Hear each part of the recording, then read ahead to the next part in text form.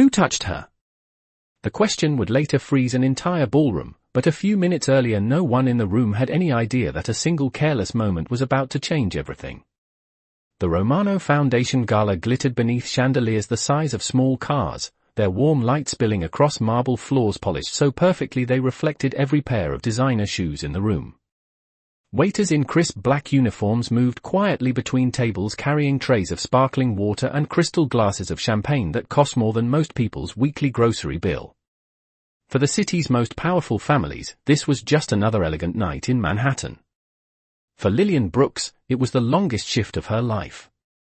Lillian stood near the edge of the ballroom beside a silver service cart, carefully balancing a tray of drinks while scanning the tables the way she had been trained to do, quietly, quickly, and without ever drawing attention to herself. At 27, she had learned that invisibility was a kind of survival skill in rooms like this. Her uniform was spotless, her hair tied neatly back, and her calm expression hid the fact that her feet already ached from standing for nearly 6 hours. She had picked up this catering job through an agency that morning, and the instructions had been simple: serve the guests, keep your head down, and don't get in the way of anyone important. Unfortunately, nearly everyone in the room was important. The guests tonight included hedge fund billionaires, real estate moguls, and politicians who spoke on television about policies that rarely touched neighborhoods like the one Lillian had grown up in. But even among that crowd, one name carried more weight than the rest. Victor Romano. The entire evening existed because of him. His foundation funded hospitals, schools, and community programs across the city, and the ballroom buzzed with conversations about when he might arrive. Some guests spoke about him with admiration. Others spoke carefully, lowering their voices when his name came up. Lillian had never met Victor Romano and had no intention of doing so. Her plan was simple: finish the shift, collect the $140 she'd been promised, and head back to her small apartment in Queens before midnight so she could check on her mother, who had been recovering from surgery.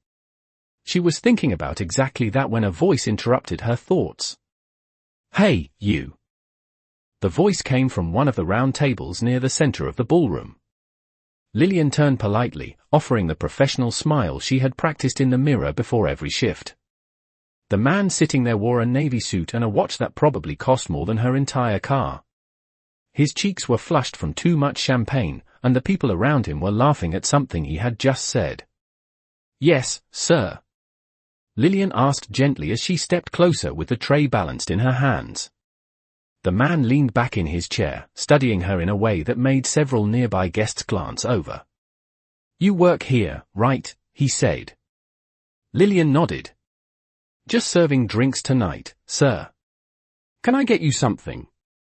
A few people at the table chuckled softly. Someone muttered a joke under their breath.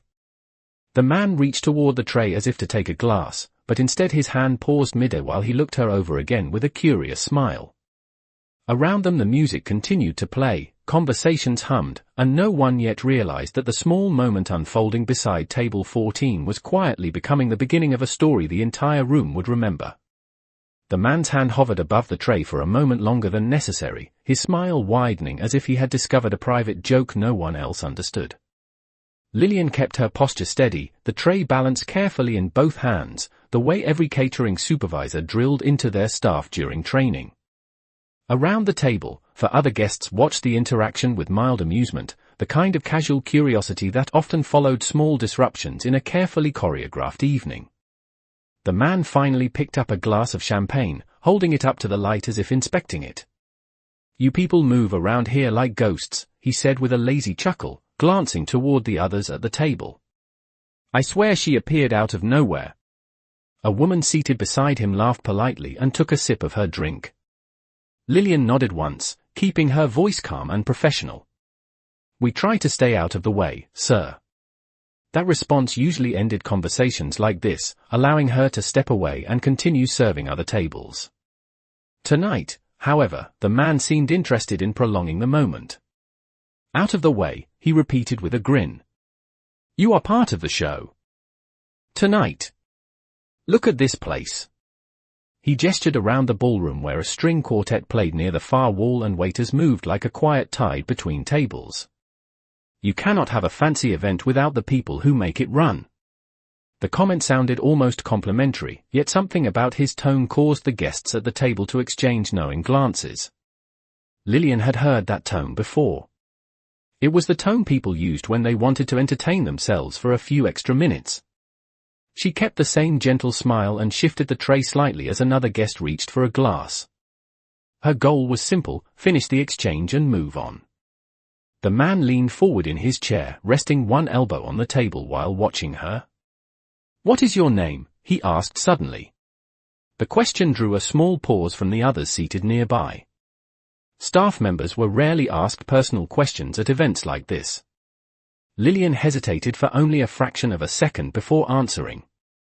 "Lillian, sir." "Lillian," he repeated slowly, as though testing the sound of it. "Nice name." Another round of soft laughter circled the table. One of the men sitting beside him murmured something about people who work too hard during charity events, and someone else joked that the evening was supposed to be relaxing. Lillian felt the familiar pressure that came when attention lingered too long. In rooms like this, every extra second under someone's gaze felt heavier than it should. She shifted her weight slightly, preparing to step back. "If you need anything else, I will be nearby," she said politely. For a moment it looked as though the exchange might finally end. But as she began to turn, the man reached out quickly and lightly caught her wrist, not roughly, but with enough surprise to stop her movement. The tray trembled slightly in her hands, the glasses chiming softly against one another. Several nearby guests turned their heads, curious about the small disruption. Lillian froze for a brief second, her training reminding her to stay calm no matter what happened during a shift. The man seemed amused by the sudden attention. "Relax," he said casually, still holding her wrist as if it were the most ordinary thing in the world. "I just had another question." For a second the entire moment balanced on a fragile edge. Lillian felt the man's fingers around her wrist, light but deliberate, as though he had casually paused a moving object just to see what would happen next. The tray in her hand steadied again, though the quiet clink of glass against glass had already drawn attention from nearby tables. A couple seated 2 tables away turned their heads. One of the waiters passing by slowed his pace slightly, noticing the situation but not daring to interrupt. Lillian's heart beat a little faster, yet her face remained calm, the same professional expression she had practiced during every shift. She had dealt with uncomfortable moments before. Working service jobs in New York taught you very quickly how to manage situations without creating scenes. Her supervisor's voice echoed in her memory from the afternoon briefing: always remain polite. Never escalate. The guests are here for a pleasant evening. "Sir," Lillian said gently, keeping her voice steady, "I should return to the other tables." The man did not release her immediately. Instead he tilted his head, studying her expression as if she were part of the entertainment.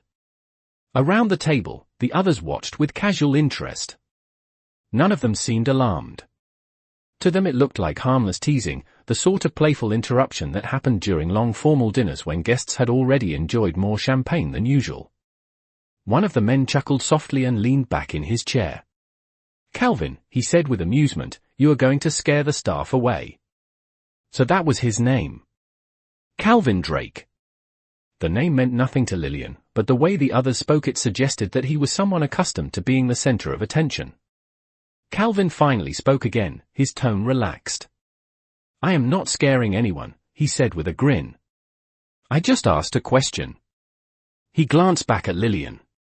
"You said your name was Lillian, right?" "Yes, sir." "Well, Lillian," he continued, slowly releasing her wrist but keeping his hand resting on the edge of the tray for a moment, "you have been walking around this room all night like you are trying to disappear." A woman at the table laughed lightly. "That is literally her job, Calvin." The comment earned another round of small chuckles. Lillian nodded politely again, ready to step away now that his hand had moved. But Calvin was not quite finished entertaining himself. "Hold on," he said suddenly, lifting his glass again and pointing slightly toward the ballroom entrance. "You work for the event staff tonight. That means you know things." Lillian blinked, unsure what he meant. "I am sorry." Calvin leaned forward again, lowering his voice as if sharing a secret with the table. You must have heard something backstage. Everyone here has been talking about one thing all night. Several guests leaned closer with interest. Lillian followed his gaze briefly toward the grand doors at the far end of the ballroom where security staff stood quietly along the walls. She already knew what he meant. The same topic had floated through the catering area since the afternoon. Calvin smiled again. Tell me something, he said casually. Is Victor Romano actually here yet, or are we all still waiting for the grand entrance? For a moment Lillian hesitated, unsure how to respond. Staff members were trained not to discuss the movements of important guests. She opened her mouth to give the safest possible answer when something unexpected happened across the ballroom. The music from the quartet softened slightly as several people near the entrance turned their heads. Conversations began to quiet, one table after another, like a slow ripple moving across the room. Lillian did not yet know why, but the atmosphere in the ballroom had just begun to change. The change in the room was subtle at first, like the moment when a sudden breeze moves through a quiet lake and every ripple begins to shift direction. Conversation softened one table at a time. Glasses paused halfway to lips. Even the musicians near the far wall lowered their volume slightly, as if responding to an unspoken signal. Lillian followed the direction of everyone's gaze toward the ballroom entrance. The tall double doors had opened quietly, yet the effect on the room was immediate. Several men in dark suits stepped inside first, spreading out with calm precision along the edges of the marble floor. They did not rush or raise their voices. They simply took positions that suggested careful preparation. Guests noticed. Some sat a little straighter in their chairs. Others exchanged quick whispers. Lillian had only heard the name before, but even she understood what was happening now. Someone important had just arrived. At table 14, Calvin Drake leaned back with interest, turning his chair slightly to see the entrance more clearly. Well, he said with a smirk, lifting his champagne glass again, looks like we finally have our answer. The others at the table followed his gaze. One of them straightened his tie quickly, suddenly more aware of his posture. Another guest quietly set down his drink.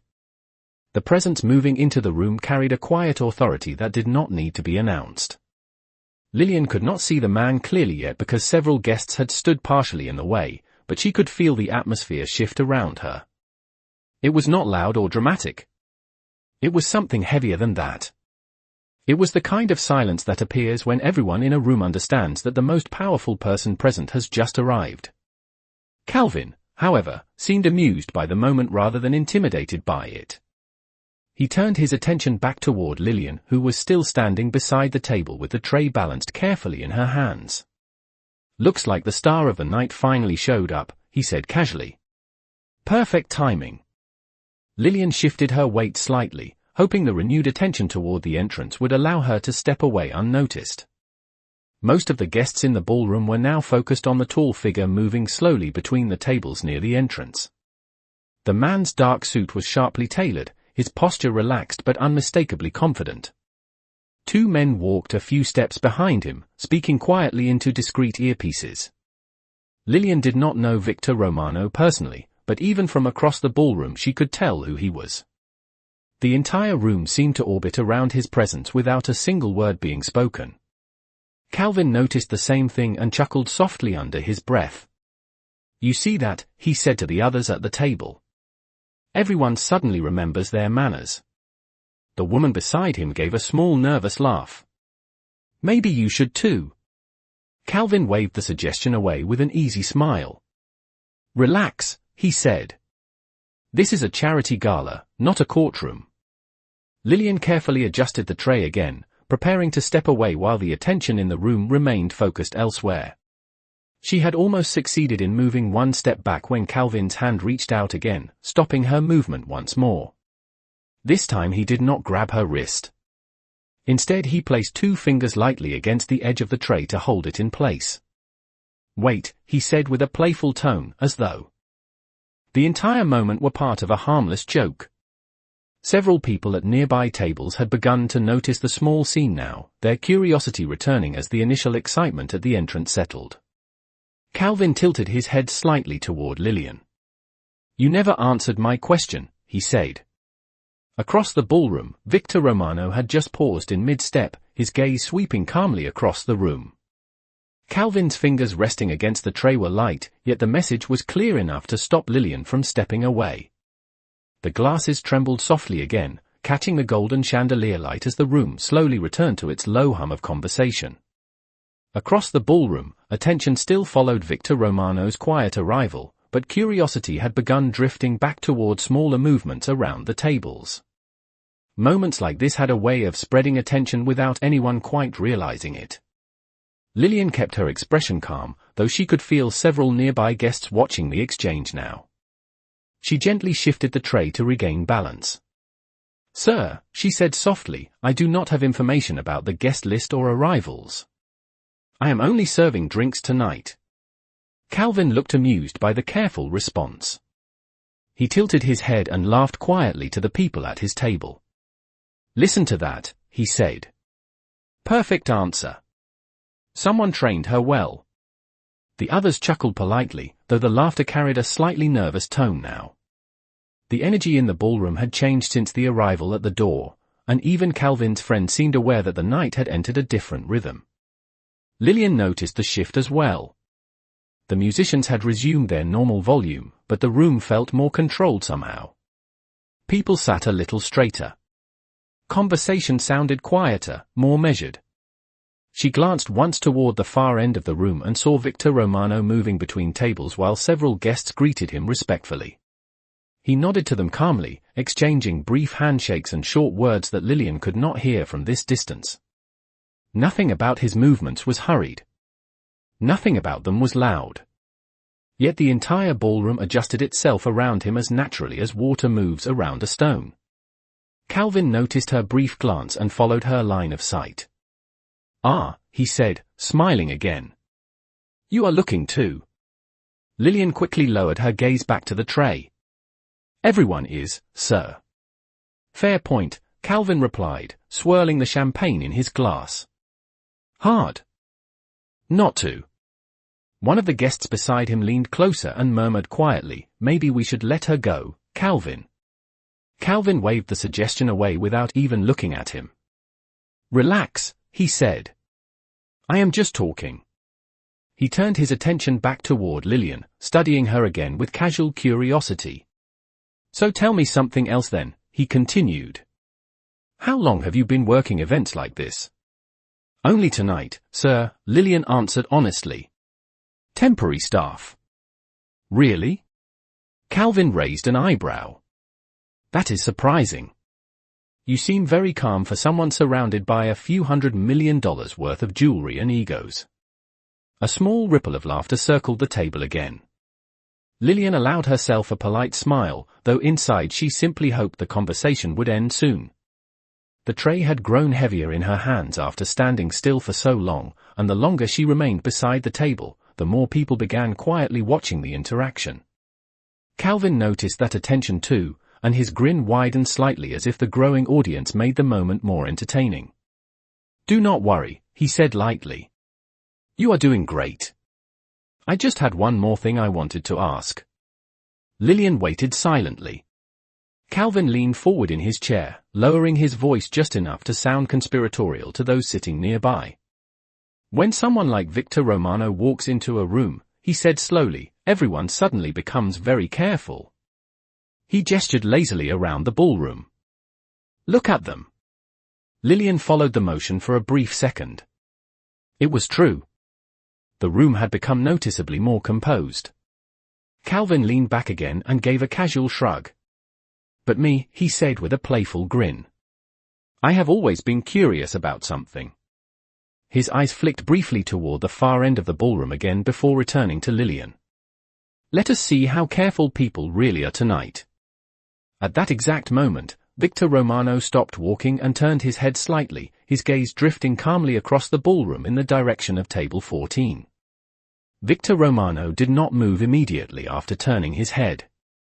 From across the ballroom his dark eye swept slowly across the crowd, not searching in panic or urgency, but observing with the quiet patience of someone who had spent years reading rooms full of powerful people. Conversations continued, but the tone shifted subtly as guests noticed where his attention had drifted. At table 14. Calvin Drake did not seem concerned at all. In fact, the slight change in atmosphere only seemed to entertain him more. He lifted his champagne glass again and took a slow sip, clearly enjoying the moment as if the entire evening were a stage designed for his amusement. Lillian still stood beside the table with the tray balanced carefully in her hands, her shoulders steady even though the weight in her arms had begun to ache. She could feel more eyes watching now. Guests at nearby tables had turned slightly in their chairs, curious about the small scene unfolding. It was not loud enough to cause a disturbance, but it had lingered just long enough to attract attention. Calvin noticed the audience as well. His grin widened a little, and he leaned back comfortably in his chair. "See," he said quietly to the others at the table, gesturing casually toward the ballroom around them, "all it takes is one small moment and suddenly everyone is paying attention." One of the guests beside him shifted uncomfortably and murmured, "Maybe this is not the best time for jokes." Calvin chuckled. "Relax," he said again, as though the tension around them were nothing more than background noise. He turned his attention back to Lillian, whose calm expression had not changed. "You look nervous," he said lightly. "Do not be." Lillian kept her voice gentle and controlled. "I am simply trying to finish my shift, sir." "Exactly," Calvin replied with an approving nod. "Professional." He tapped the rim of his glass thoughtfully while glancing once more across the ballroom. Victor Romano had begun walking again, though his path had shifted slightly. Instead of continuing toward the center stage where the event host waited, he moved along a line of tables that slowly brought him closer to table 14. His pace remained unhurried, his posture relaxed, yet several guests along his path straightened immediately as he approached. Quiet greetings followed him like small waves moving across the room. Calvin watched this approach with mild curiosity. "Interesting," he murmured. The famous calm walk. A woman at the table whispered, "You should probably let the staff member go now." Calvin smiled politely at her suggestion but did not move his hand away from the tray. Instead he leaned slightly forward again, speaking to Lillian in the same playful tone. "I was just about to ask my final question," he said. "Then you are free." Lillian waited silently, hoping the promise was genuine. The tray remained steady in her hands. Calvin tilted his head, studying her again as if examining something unusual. "You said this is your first night working here," he continued slowly. "That means you probably did not know how important tonight would be." Lillian did not answer. Calvin's smile returned as he gestured lightly toward the approaching figure across the ballroom. "That man over there," he said, lowering his voice slightly, "has a reputation for controlling every room he enters." He paused, clearly amused by the thought forming in his mind. "So now I am curious about something." The guests at the table watched him cautiously. Calvin lifted his glass again and rested his other hand lightly on the edge of Lillian's tray. "Let us see," he said with a quiet grin, "what actually happens when someone interrupts his perfect evening." At that exact moment Victor Romano reached the edge of the neighboring table, and for the first time his gaze settled directly on the scene unfolding beside Lillian. Victor Romano did not raise his voice, did not signal to anyone, and did not hurry his steps. Yet the moment his gaze settled on table 14 the air in that corner of the ballroom seemed to grow noticeably heavier. Guests who had been whispering leaned back slightly in their chairs. A waiter passing nearby slowed for half a second before continuing toward another table, careful not to draw attention to himself. Victor stood beside the neighboring table now, his posture relaxed, one hand resting loosely at his side. From this distance Lillian could see him clearly for the first time. He looked younger than she had expected, perhaps in his late 30s, with dark hair and a calm expression that revealed almost nothing about what he was thinking. But his eyes were focused. Not on the entire table. On the single detail that had caught his attention the moment he entered the room. Lillian's tray. More specifically, the way Calvin Drake's hand still rested against its edge, preventing her from stepping away. Calvin noticed the attention too. Instead of looking uncomfortable, he gave a casual smile as though greeting a familiar face across a crowded room. "Well," he said quietly to the guests beside him, "this is interesting." One of the men at the table whispered urgently, "Calvin, that is Victor Romano." Calvin chuckled softly. "Yes," he replied, still smiling. "I know." Lillian felt the shift immediately. The room had not gone silent, but the surrounding conversations had thinned enough that small sounds carried farther than before. The soft clink of a glass being set down. The faint movement of a chair. Even the string quartet seemed to hold their notes a little longer between measures. Victor Romano took one slow step closer. He did not interrupt the moment. He simply observed. Calvin lifted his champagne glass and took another sip as if nothing unusual were happening. "Good evening," he said casually, finally acknowledging Victor with a polite nod. Victor returned the nod slightly, his expression unchanged. His gaze drifted briefly across the table, taking in the nervous guests, the half-finished drinks, the careful posture of those who suddenly wished they were sitting somewhere else. Then his eyes returned to Lillian. She had not moved. Her hand still balanced the tray, though the muscles in her arms had begun to ache from holding the weight so long. She kept her expression professional, the same calm composure she had carried through the entire shift. Victor watched this for another quiet second. Calvin leaned back comfortably in his chair, clearly enjoying the attention. "We were just having a small conversation," he said lightly. "Nothing serious." Victor's eyes moved slowly to Calvin's hand resting against the tray. Calvin noticed the glance and raised his eyebrows with playful innocence. "Oh, this," he said, lifting his fingers briefly and placing them back again with deliberate casualness. "I was asking our server a question." The guests around him shifted in their seats. One of them quietly cleared his throat. Calvin seemed determined to continue. "You see," he added, swirling the champagne in his glass again, "I was curious about how carefully everyone behaves when the most powerful man in the room is watching." The words hung in the air longer than he expected. Victor Romano remained completely still. Then his gaze moved once more to Lillian's hands gripping the tray. When he finally spoke, his voice was calm, low, and steady enough to carry across the table without effort. "Let her go."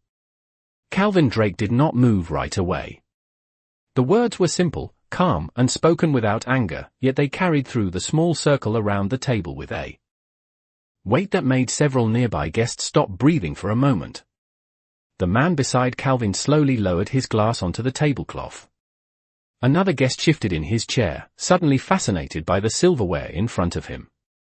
Lillian remained perfectly still, her fingers steady beneath the tray even though the muscles in her arms had begun to tremble slightly from holding the weight for so long. Calvin looked up at Victor Romano and smiled politely, as if the request had been part of a casual conversation. "Of course," he said lightly, lifting his hand from the edge of the tray. "No need to take things so seriously." The moment his fingers left the tray, Lillian felt the weight shift again into her control. For a brief second she considered stepping away immediately, but something about the stillness in the air made her hesitate. Victor had not looked away yet. His eyes remained calm and focused, moving from Calvin's face to the tray and then back again, as if replaying the moment that had brought him here. Calvin leaned back in his chair, stretching his shoulders comfortably as though the entire situation had already ended. "We were only talking," he said with a relaxed shrug. "Your event staff is doing an excellent job tonight." Victor did not respond right away. Instead he took one small step closer to the table, close enough now that every guest sitting there felt the shift immediately. From this distance the quiet authority in his presence became impossible to ignore. He did not raise his voice. He did not threaten anyone. Yet the space around the table seemed to narrow slightly as more guests from neighboring tables turned their attention toward the exchange. Lillian carefully lowered the tray a few inches, adjusting her grip so the glasses would not slide. She expected Victor to dismiss her now that she was free to move, but instead he spoke again. His voice remained calm, measured, and surprisingly gentle. "Are you all right?" The question caught Lillian off guard. For a moment she simply blinked, unsure whether the question had truly been directed at her. No one had asked her that all evening. She gave a small nod. "Yes, sir," she said softly. Victor watched her for another brief second, as though confirming the answer for himself. Only then did he shift his gaze back to Calvin Drake. Calvin had been watching the interaction with faint amusement, though the confidence in his smile had faded slightly now that the focus had turned entirely toward him. "Like I said," Calvin continued, lifting his glass again in an attempt to restore the casual mood, "just a conversation. Nothing worth interrupting your evening over." Victor studied him quietly. Around the table the other guests sat completely still, waiting to see how the moment would resolve. Calvin cleared his throat and forced a polite chuckle. "If my curiosity caused a misunderstanding, I apologize." Victor did not react immediately to the apology. Instead his gaze moved once more to Lillian's hands gripping the tray. The simple observation seemed to settle something in his mind. When he finally spoke again, his tone remained calm but carried a clarity that everyone at the table understood instantly. "Good," he said quietly. "Because the people who work here deserve the same respect as everyone else in this room." The words were not loud, but they spread through the nearby tables like a quiet ripple. Calvin's smile tightened slightly as he realized that more of the ballroom had begun listening. Victor then turned his attention back to Lillian and gave a small nod toward the rest of the room. "You may continue your work." For a moment no one moved. The words Victor Romano had spoken were not dramatic, yet they settled over the table with a quiet finality that made the surrounding guests reconsider every glance they had given the scene earlier. Lillian felt the tension ease from her shoulders as she realized she was finally free to step away. The tray in her hands felt heavier now, but it was the familiar weight of work rather than the uncomfortable pause she had been trapped in before. She gave a small, respectful nod. "Thank you, sir," she said softly.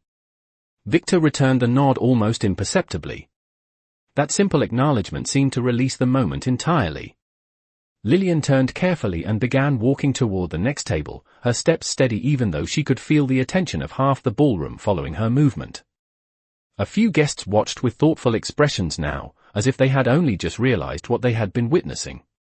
Others quickly returned their attention to their conversations, pretending nothing unusual had happened. At table 14, however, the atmosphere had shifted in a way that could not be undone so easily. Calvin Drake lifted his glass again, but the relaxed confidence he had displayed earlier had faded into something more restrained. The guests around him avoided eye contact for a moment, focusing instead on adjusting napkins or smoothing the tablecloth. Victor remained standing beside the table, his posture calm and composed. He did not loom or raise his voice. He simply existed in the space with a quiet authority that made the surrounding chairs feel smaller. Calvin cleared his throat lightly and forced a casual smile. "Like I said," he repeated, though his tone carried less humor now, "just curiosity." Victor studied him for a brief moment, not with anger but with the kind of calm attention that made it difficult for anyone to hide behind jokes. Across the ballroom the string quartet continued playing, but several musicians glanced toward the table as well, their bows slowing slightly before resuming the rhythm of the music. Calvin shifted in his chair and leaned back again, determined to restore the light mood he had started earlier. "No harm done," he said with a polite shrug. "Your staff member seems perfectly capable of handling herself." Victor did not immediately respond. Instead he looked across the ballroom toward Lillian, who had reached another table and was already pouring sparkling water into a guest's glass with the same quiet professionalism she had shown all evening. From a distance she looked exactly like she had before the moment began, simply another member of the service staff moving carefully between guests. Yet the nearby tables had noticed something different now. One guest whispered to another. A man at the neighboring table glanced toward Victor with new curiosity. The room had felt his presence when he arrived. Now it was beginning to understand it. Victor's gaze lingered on Lillian for a second longer before returning to Calvin. When he finally spoke again, his tone was calm but unmistakably direct. "You are correct about one thing," he said. Calvin raised his eyebrows slightly. Oh. Victor folded his hands loosely in front of him. Curiosity is not a problem. The guests around the table listened carefully now. Victor's eyes held Calvin's for a moment before he finished the thought. But respect is not optional. The sentence was quiet, almost conversational, yet it carried farther than anyone expected. A few nearby conversations faded completely as the words settled into the air. Calvin's smile tightened slightly. For the first time that evening, he seemed unsure whether continuing the conversation would actually entertain anyone. Calvin Drake held Victor Romano's gaze for a moment longer than most people in that room would have dared. The smile on his face remained, but it had changed shape slightly, becoming thinner, more controlled. Around the table, the other guests seemed to understand that the light-hearted mood Calvin had tried to maintain was no longer working. One of them quietly reached for his water glass, another adjusted the cuff of his jacket, each movement small but deliberate as they avoided becoming part of the moment unfolding between the two men. Victor remained exactly where he was, calm and unhurried, as though time inside the ballroom had slowed only for him. The quiet authority in his posture made it unnecessary for him to repeat anything he had already said. Calvin cleared his throat softly and let out a short breath through his nose. "Well," he said after a moment, lifting his champagne glass again, "I suppose that depends on how you define respect." The words were meant to sound playful, but the guests around the table did not laugh this time. A few of them glanced toward Victor, waiting to see how he would respond. Victor did not react immediately. Instead, he shifted his gaze briefly across the surrounding tables where several guests had begun pretending to resume their conversations while still listening closely.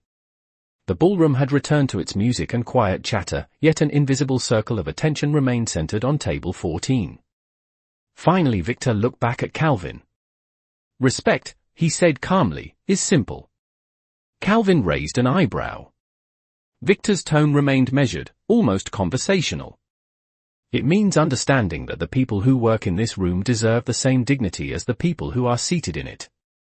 The words were not loud, but they carried clearly enough that the guests at the neighboring tables heard them as well.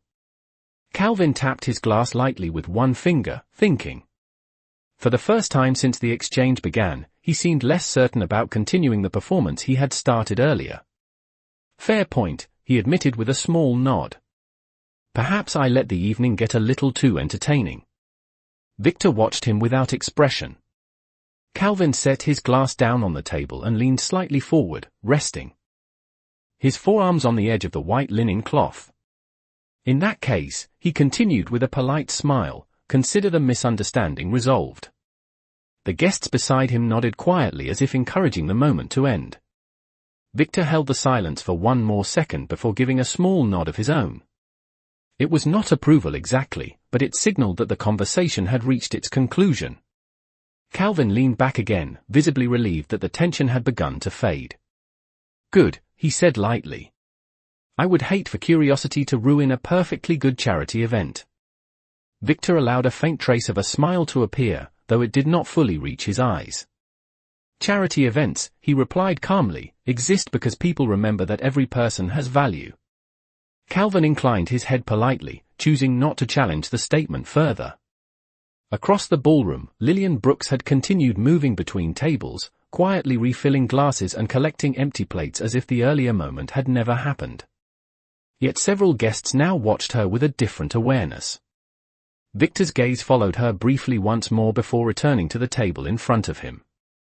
Then, without another word, he turned and began walking toward the center of the ballroom where the evening's host waited beside the stage, leaving behind a table full of guests who had just learned something about the man they had come to see. Victor Romano's footsteps across the marble floor were quiet, yet they seemed to draw the attention of the entire ballroom as he moved toward the stage. The host waiting near the microphone straightened immediately, offering a respectful nod as Victor approached. Conversation slowly returned to normal around the room, though the energy had changed. It was no longer the loose excitement that had filled the gala earlier in the evening. Now there was a different tone beneath the music and conversation, a subtle awareness that everyone had just witnessed something small but revealing. At table 14, Calvin Drake exhaled slowly and leaned back in his chair. He swirled the remaining champagne in his glass while watching Victor's retreating figure. One of the guests beside him leaned closer and spoke quietly. "You are lucky he decided to walk away." Calvin let out a soft laugh, though the sound carried less confidence than it had earlier. "Lucky," he repeated. "I would call that a successful conversation." The guest did not respond. Instead he glanced toward the far side of the ballroom where Lillian Brooks was continuing her work, moving between tables with the same calm focus she had shown all night. Another guest at the table spoke quietly. "You noticed he looked at her first." Calvin followed the direction of the man's gaze and watched Lillian for a moment. She was pouring water for an elderly couple now, her posture composed, her movements efficient. If someone had not witnessed the earlier exchange, they would never guess she had been the center of attention only minutes ago. Calvin tilted his head thoughtfully. "Interesting," he murmured. "Very interesting." Meanwhile, near the stage, the event host cleared his throat and tapped the microphone lightly. The soft sound carried through the ballroom speakers, signaling that the evening's formal program was about to begin. Guests gradually turned their chairs toward the front of the room. Victor Romano stood beside the host with the same calm posture he had maintained all evening, his hands loosely clasped in front of him. The host smiled warmly at the crowd. "Ladies and gentlemen," he began, "thank you for joining us tonight for the Romano Foundation Gala." Applause rippled through the ballroom. Lillian paused near the service station along the wall, carefully placing an empty tray onto the cart before reaching for a pitcher of sparkling water. From where she stood she could see the stage clearly now. The bright chandelier light reflected off the polished floor beneath Victor Romano's shoes. The host continued speaking about the charity programs the foundation supported, describing hospitals, community centers, and scholarship funds that had helped thousands of families across the city. Guests nodded politely while listening. Some even glanced at Victor with renewed admiration. Yet Victor himself seemed more interested in the crowd than the speech beside him. His eyes moved slowly across the ballroom, observing the guests, the musicians, and the staff members working quietly along the edges of the room. For a brief second his gaze found Lillian again. She noticed the glance this time and quickly lowered her eyes, returning to her work as if nothing unusual had happened. Victor's expression did not change, but something thoughtful passed across his face before he looked back toward the audience. At table 14, Calvin Drake watched the stage with a curious smile. He lifted his glass again, though this time he did not drink. Instead he leaned slightly toward the man beside him and whispered quietly enough that no one else could hear. "You know," he said, "I think that server just became the most interesting person in this entire ballroom." The applause that followed the host's speech rolled gently across the ballroom like distant thunder, polite and measured, the kind of applause that belonged to formal evenings and expensive dinners. Victor Romano stepped forward when the host gestured toward him, accepting the microphone with a quiet nod of thanks. The room grew noticeably quieter as he faced the crowd. Unlike many of the speakers who had taken the stage earlier that evening, Victor did not shuffle papers or adjust the microphone repeatedly. He simply stood there, calm and composed, allowing the room to settle before he spoke. "Good evening," he said. His voice carried easily through the ballroom speakers, steady and unhurried. The guests leaned forward slightly, listening. Victor did not deliver a long speech. Instead he spoke about the purpose of the foundation, about the neighborhoods that still needed support, about the importance of remembering that success meant very little if it was not shared with others. His tone remained thoughtful rather than dramatic, and several guests nodded along as he spoke. Lillian Brooks listened from the service station near the wall while carefully arranging a row of empty glasses onto the cart. From where she stood she could see the stage clearly between two tall floral arrangements placed near the front tables. Victor's words were simple, but they carried a sincerity that surprised her. She had worked many events where wealthy donors spoke about charity as if it were a performance. This sounded different. Across the room, Calvin Drake watched the stage with quiet interest. Earlier in the evening he had expected nothing more than another routine charity gala filled with predictable speeches and polite applause. Now he seemed more thoughtful. The man beside him leaned closer and whispered, "You should probably forget about that little scene earlier." Calvin smiled faintly but did not look away from the stage. Maybe, he said. Victor finished his remarks after only a few minutes and returned the microphone to the host. The applause that followed this time was warmer, lasting longer than before. Guests rose from their chairs to stretch their legs or refresh their drinks as the formal program ended and the evening returned to its relaxed atmosphere. Music from the quartet shifted into a livelier tune. Lillian lifted the tray again and resumed walking between tables, refilling glasses and collecting empty plates as the guests resumed their conversations. For a while it seemed as though the earlier moment near table 14 had faded into memory. Yet as Victor Romano stepped down from the stage, he did not immediately return to the center of the ballroom where several donors were waiting to greet him. Instead he paused near the edge of the room, his eye scanning the crowd once more. The movement was subtle enough that most guests did not notice it at all. But Lillian did. She had just finished pouring water for a couple near the dance floor when she sensed someone approaching. When she turned, she saw Victor Romano standing only a few feet away. He did not interrupt her work immediately. He waited until she set the pitcher back onto the tray and met his eyes with quiet surprise. Victor studied her for a brief moment, as if confirming something he had already decided.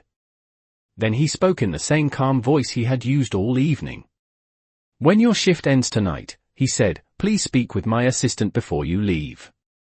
Lillian blinked in surprise. "So?" Victor gave a small nod toward the far end of the ballroom where a woman in a dark suit stood beside the entrance. "She will be waiting." The instruction was simple, but it carried the same quiet certainty that had silenced the table earlier in the evening. Before Lillian could ask another question, Victor had already turned and begun walking back toward the center of the room, leaving her standing beside the tray with a single thought echoing in her mind. Something about tonight was not finished yet. The music continued drifting through the ballroom as the evening slowly moved toward its final hours. Guests laughed more freely now, glasses were refilled, and conversations returned to the comfortable rhythm that charity galas often followed once the speeches had ended. Yet for Lillian Brooks, the night no longer felt ordinary. Victor Romano's quiet instruction echoed in her thoughts each time she moved between tables. "Speak with my assistant before you leave." The words had been simple, but there had been something unmistakably deliberate in the way he said them.